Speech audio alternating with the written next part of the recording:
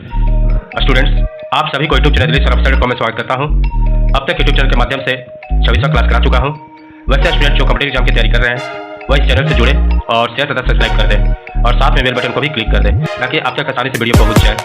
आज यह मेरा 27वां क्लास है जिसमें अब तक जितने भी इस सब्जेक्ट के chapter number 1 the problem based on English alphabet से क्वेश्चन कॉम्पिटिटिव एग्जाम में पूछे गए हैं उनमें से नेक्स्ट क्वेश्चन को यूट्यूब चैनल के माध्यम से सॉल्व कर रहा हूँ।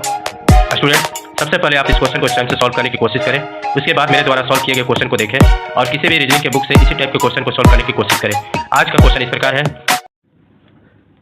Right the English alphabet in reverse order, then remove every second letter and finally identify the letter that divides the remaining alphabet into 2 equal parts. इसका अर्थ है अंग्रेजी वर्णमाला को उल्टे क्रम में लिखें, इसके बाद प्रत्येक दूसरे अक्षर को हटा दें और फिर उस अक्षर को ज्ञात करें जो शेष वर्णमाला को 2 समान भागों में विभक्त करता है।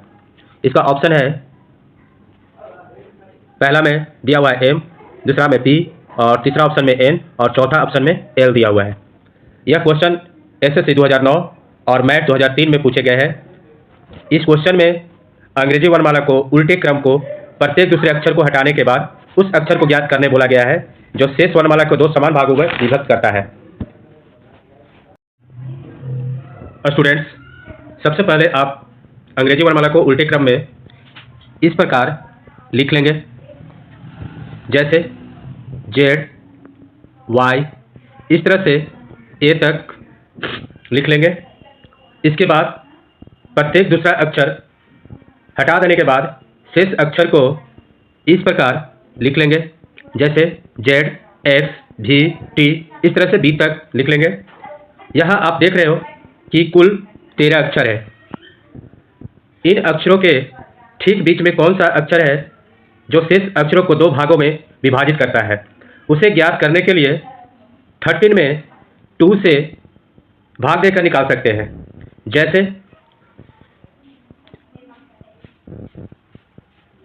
13 में 2 से डिवाइड करने के बाद 6.5 होता है।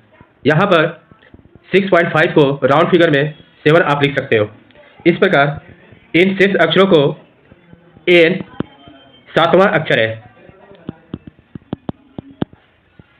जो 2 समान भागों में विभाजित करता है और यहाँ ऑप्शन नंबर 3 में दिया गया है, इसलिए इस क्वेश्चन का आंसर ऑप्शन नंबर 3 हो जाएगा। स्टूडेंट, मैं आशा करता हूँ कि आप सभी इस क्वेश्चन को सॉल्व अच्छी तरह से समझ गए होंगे और यदि किसी भी तरह का कोई कमी हो तो हमें कमेंट बॉक्स में ज़रूर बताएं ताकि नेक्स्ट वीडियो में और सुधार कर सकूं।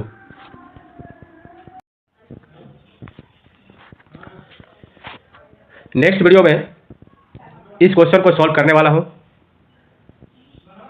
जो इस प्रकार है, if in the English alphabet A is written for A and D, B is written for C and D,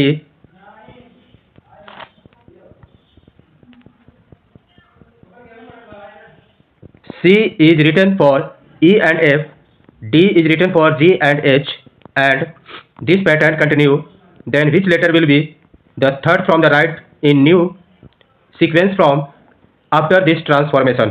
इसका अर्थ है,